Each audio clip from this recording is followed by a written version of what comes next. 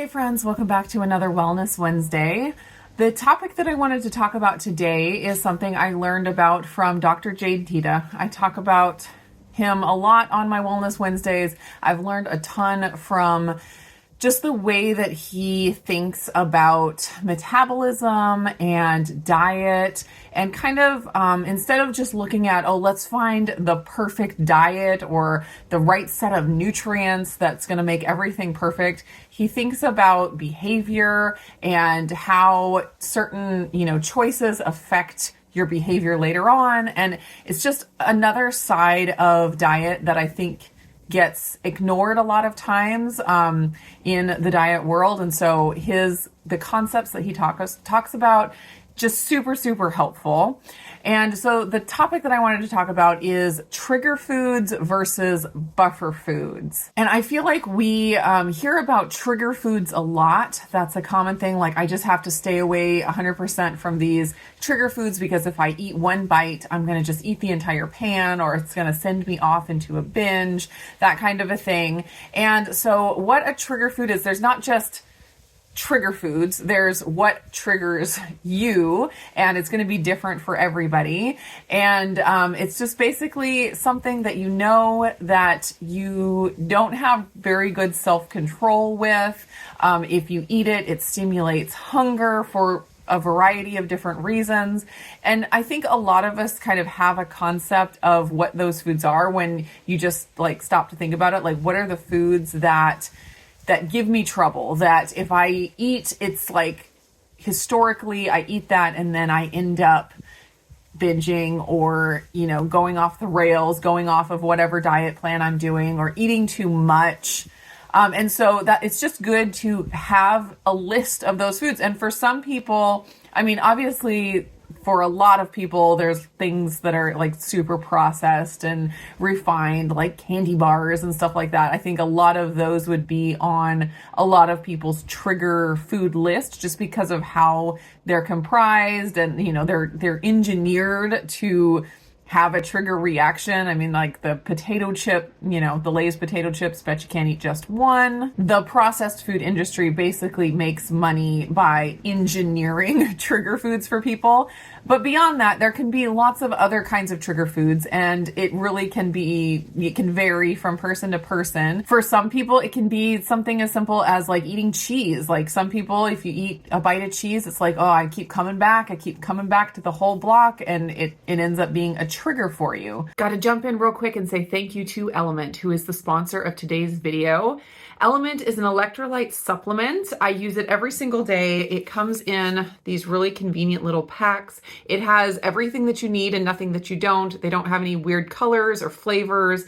It's only sweetened with stevia. Each packet has their science-backed ratio of electrolytes: 1,000 milligrams of sodium, 200 milligrams of potassium, and 60 milligrams of magnesium. I love these convenient little packs. Super easy to throw in my purse. And some exciting news for all of you who love the grapefruit salt flavor.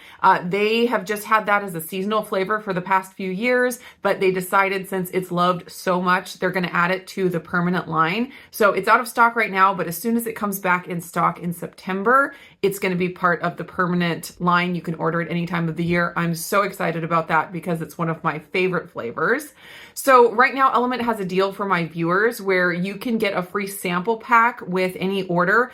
The grapefruit salt, I don't believe, is in the sample pack yet. Hopefully it will be once it's added to that permanent line. But if you place any order on the Element website using my link, the one here on the screen or down in the description, you can get this free sample pack, and it has all of their regular 8 flavors, so you can try them out, see which ones you like the best before committing to a box. My link is drinkelement.com/indigo. That's drinklmnt.com/indigo. Head there, place your order, and you'll get your free sample pack. Thanks again to Element for sponsoring today's video. So I think it is really, really helpful to be honest with ourselves about what our trigger foods are, and just, to have that awareness. It's not to say that someone could never take a bite of a food that triggers them.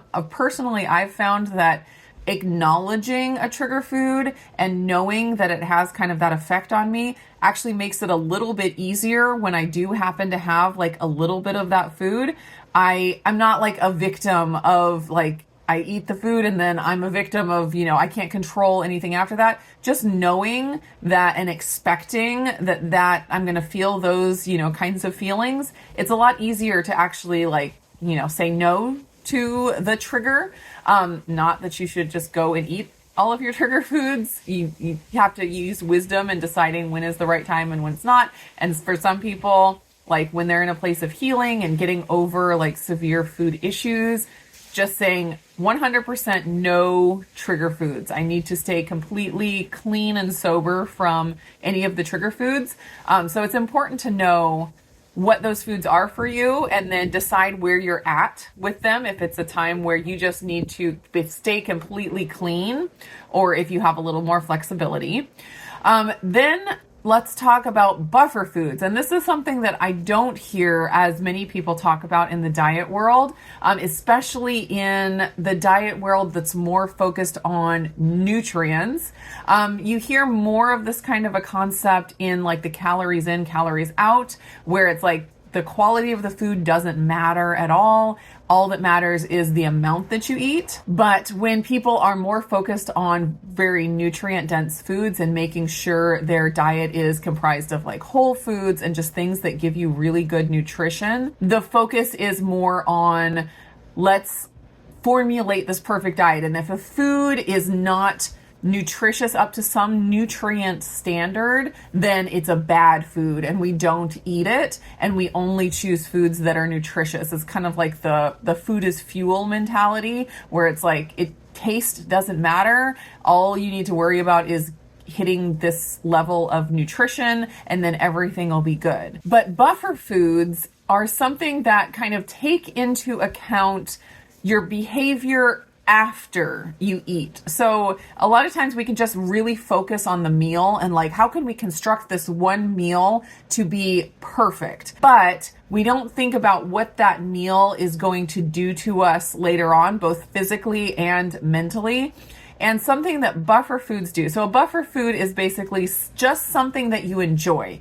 You don't have to pick it based on nutrition. It can be nutritious foods, of course, but you pick it based on it being something that you really enjoy, and having a little bit of it in your diet actually helps you to stay more on track later on. Tell me in the comments, have you gone through a day or part of a day where you stayed on some kind of a perfect plan where you ate, this beautiful, nutritious breakfast, healthy breakfast, nutritious, healthy lunch, and then in the evening, your cravings got so out of control that you just, went wild on whatever was in the fridge that was calling your name, or you ended up getting takeout or whatever it was, because there was something about those super healthy, nutritious meals that you ate for breakfast and lunch that didn't quite satisfy you, that left you like wanting something. And the idea of buffer foods is that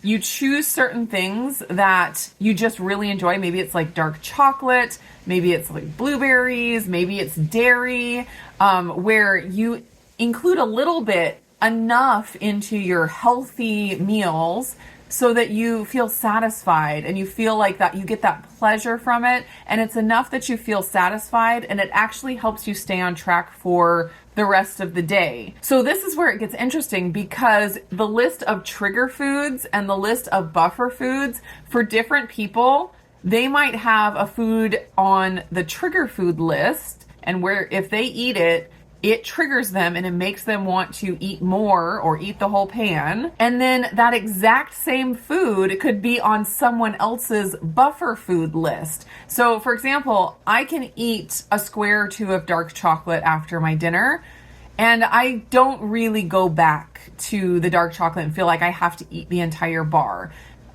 Maybe if it was like a caramel milk chocolate or something like that, maybe it would have more of that effect on me. Like, oh, I really need to go finish that. But as far as like a dark chocolate, I can eat a couple of pieces and I can be fine. But for some people, just taking one bite of that dark chocolate is going to send them, crazy, and they're going to be eating the Ben and Jerry's in a couple of hours. So this idea of trigger foods and buffer foods really helped break me out of I just need to find a good food list and a bad food list. It brought my human experience into the equation. And so I can think, when I eat XYZ, it makes me want to just continue to eat more. So I can approach that food appropriately now that I have that knowledge. But then this other food that I really, really enjoy having in my diet, even though maybe it's not the most nutritious food, it doesn't have to be sardines, but I can choose these foods that I do really enjoy and that I'm able to moderate to a certain degree. And I can actually use those as tools to help me stay on track better. So for me, dairy is definitely a buffer food. I don't feel like I have the binge, response to eating dairy. I can enjoy some. I do try to moderate it because it is easy to eat, but I can do that pretty easily. And having dairy in my diet is just so enjoyable to me that I don't feel like I'm missing something. I'm getting that enjoyment that's really important for me to stay happy on my keto diet. So definitely dairy is a buffer food for me. Other buffer foods, perfect keto bars. I've been talking about the chocolate peanut butter perfect keto bar. That's my favorite bar right now. And that's a buffer food for me. It's I eat that and there is no, they're so filling. I can't just go and eat an entire box. I don't know that I could, I wouldn't enjoy, I could do it, but I don't think I would enjoy even eating 2 of them. One is plenty for me. It's something I really, really enjoy. It's easy, it's convenient, and it's something that I can eat and it not push me to eat more sweets or anything like that. Element is another buffer food for me where, it's sweet. I love drinking it. The flavor is so good. It's so refreshing. And when I have my Element, it kind of feels like a little treat, especially in the afternoon when I'm thirsty and I, take my sip of Element. It's I don't need anything else. It hits those pleasure centers enough for me that I'm I'm good. And so of course, the main part of your diet is not made up of buffer foods. Those are kind of smaller things that they do add nutrition. Some of them are very, very nutritious, but they're used kind of in small quantities, alongside your super healthy foods that maybe, if you were just eating those exclusively, you would feel a little bit deprived. I love eggs, I love steak, but if I'm eating that exclusively and I'm not including some of these buffer foods, I just feel I'm missing something. I just need a little something. So it's not that you just take all these buffer foods and you construct your entire diet on them. You just add enough of them that it helps you stay on track with all of your super healthy, main parts of your diet, if that makes sense. So let me know down in the comments, what are some of your trigger foods and what are some of your buffer foods? And have they switched lists at any point? Is there something that you used to eat and it would send you into overeating period that now you feel like you can moderate and that you can incorporate a little bit, because it can change. And that's where, getting away from the yes food and no food, this is always bad and this is always good. I would love to hear your thoughts. Let's chat down in the comments. Thanks so much for watching, and I'll see you again in the next video.